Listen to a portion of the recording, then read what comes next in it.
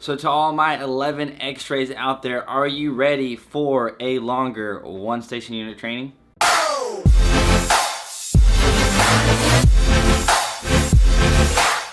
Oh man, have I gotten this video topic request from you guys a lot recently, because it's recently come out that it's actually going down. Like, you know, July right now is when the pilot, class of the new 22-week program for the infantry one station unit training is going on.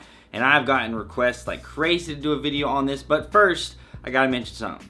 I have got a couple more new first sergeant tier Patreon supporters, and of course you guys are going to get your shout out right now. So big shout out to Steve Trivet and Drew Winner. I just want to personally thank you too for your support on Patreon and wanting to become a patron of me and this channel and helping support and everything. If you guys don't know what I'm talking about, link is in the description. So now getting into the actual topic of this video, which is the Army has officially decided that they are going to increase infantry one station unit training from 14 weeks to 22 weeks. And like I said earlier, this July, as in like right now, they have the pilot class, or the first class of people that are going to have this 22-week program. They're supposed to apparently graduate in December.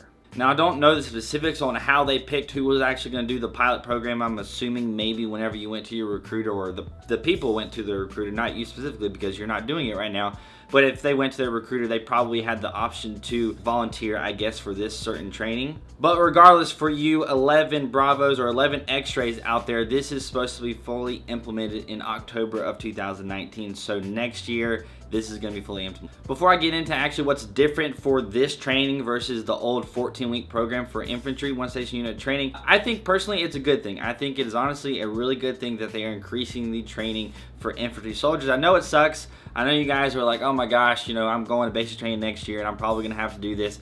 I know it probably sucks, you know, you thinking you're going to be, you know, training for an extended period of time, but you got to think of it as basic training in AIT, right? Basic training is around about 10 weeks, it's 9 weeks, 4 days. And for one station unit training, the basic training portion of one station unit training is still 9 weeks and 4 days. So you really only have about 4 weeks of like specific infantry skills training. And when you compare that to other MOSs that have training from 10 weeks, or I think the least amount is maybe 6 weeks, which is like a chaplain's assistant or something, maybe that's 7 weeks, all the way up to like a year. My old MOS was a 25 Bravo. That training was 20 weeks and 4 days. So when you compare that, for me having 20 weeks of training for my specific job to an infantry soldier having 4 weeks of training for their specific job, I think there's a little bit of mismatch in importance, I guess. I don't know if I'm saying that correctly, but basically what I'm trying to say is infantry is an extremely important MOS. It's an extremely important job in the Army, hands down. Every other job and stuff is important, but you know, really you can't have an Army without the infantry. And for them to only have 4 weeks of training, especially when a lot of times infantry soldiers will basically deploy very shortly after they're done with training, I think it is in the soldiers' best interest and in the Army as a whole best interest to increase the training, which is what they're doing. So I personally think it's a great thing.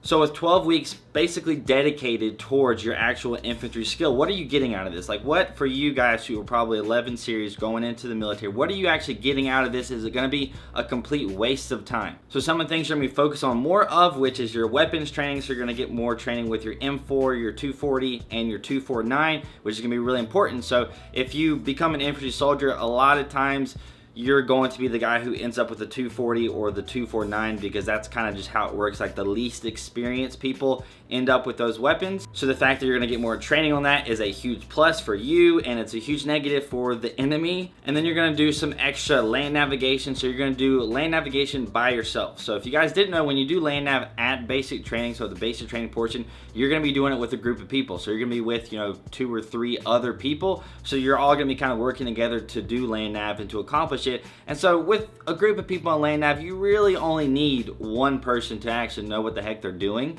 And so whenever you have this one station unit training now, whenever you get to the actual AIT portion of one station unit training, you're going to be doing land nav by yourself, which will ensure really that you know what the heck you're doing. Because again, when you're in a group of people at basic training and you're doing land nav, only one person really needs to know what they're doing. So I think this is a great thing, because honestly, I don't understand it, but there's a lot of people in the military, you know, that I have seen, this includes infantry soldiers, that don't know land nav as well as they should. Now you're also going to be doing some extra night and day operations, so doing some platoon operations, squad operations, things like that, where you're basically doing like these FTXs that I might talk about in videos, where you're going to be reacting to contact. You're going to be practicing doing your maneuvering through basically different terrains and things like that.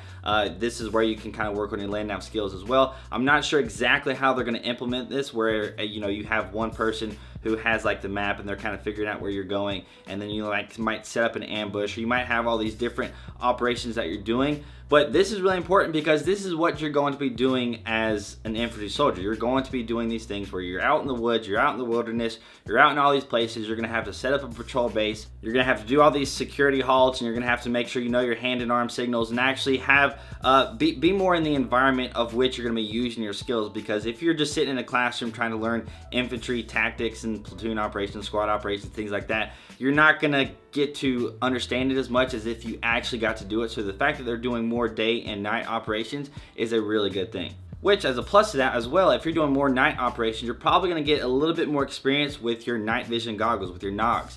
And just a little pro tip for you guys, or a little fun thing for you, when you get to basic training, if you actually put on the NOGs, if you're out there at night and you have a chance to look up at the sky, so if you have a few seconds to do that, definitely do that, because it is one of the coolest things ever. Now, two additions that they're just completely adding into this new infantry training cycle, and that is going to be a combat lifesaver course, and you're also going to be doing combat water survival, and you're going to have to get tested on that. So the CLS is something that you will generally do after you get done with training. Once you get to your unit, there'll be different people and stuff that are CLS certified, it's combat lifesaver certified. Because when you're at basic training, you do learn some first aid and things like that. You kind of figure out, you learn how to basically put a tourniquet on somebody, put the little nasal phalangeal, the nose thing. Basically, you learn how to do that. You learn how to do all these kind of like serious wounds things. So if somebody gets shot in the chest, and how to kind of patch them up and cover the wounds so they're not actually going to bleed out and all these things. So it's very I guess severe injuries.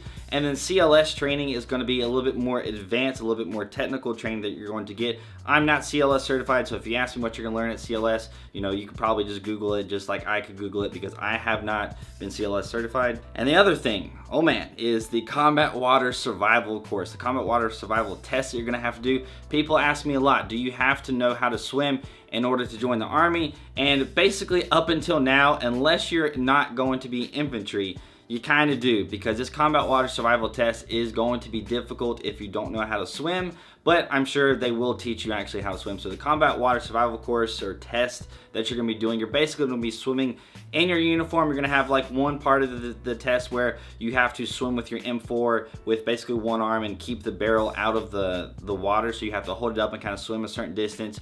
You've got to basically jump in the water with your gear on, and then with your weapon, and then basically get out of your gear and then just get out of the water. You got to tread water and constantly swim for like at least 10 minutes or so. There's another part of this where you have to jump off of a high dive of a diving board blindfolded, which they basically just put your PT cap on you with your uniform, with a weapon, and you basically just jump off. I would consider myself a strong swimmer, but for those of you who are weak swimmers, or for those of you who cannot swim whatsoever, it is a little bit more difficult to swim with your actual uniform on. There's a lot more drag. If you're trying to swim, you feel a lot heavier in the water. Before you do this test, they will ask you if you are a weak swimmer or if you can't swim at all, so just keep that in mind. But it's probably in your best interest, if you don't know how to swim and you're wanting to do infantry now, especially since this is going to be a thing that you're going to have to do, it's probably a good idea for you to maybe get some swimming lessons or something, just so you are capable of doing like the minimum. And so that's the majority of the changes or things that's going to happen with this new rollout of the 22-week one-station unit training for infantry soldiers.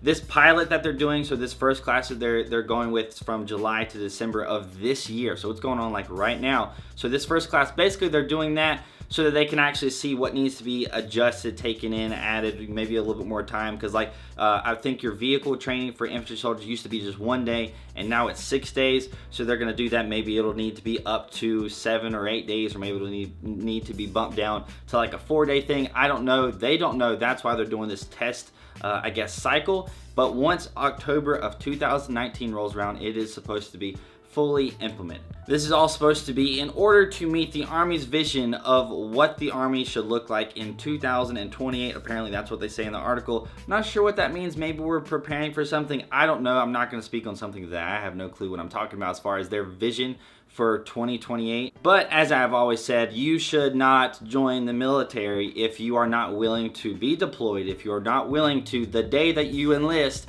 us go to war. If you're not willing for that to happen, I would just say not to do it. So if you're not willing to actually make the sacrifice of joining the military and then knowing that you have the chance of going to war, no matter what MLS you have, then I would just say, you know, maybe you shouldn't join the military. But if you are willing to do that and it doesn't really faze you that much, knowing that the Army is ramping up and we're having all these changes in the ACFT, we're supposed to be more combat ready, and with extending the infantry one station unit training and the potential to extending different one station unit trainings. And, you know, what does this mean?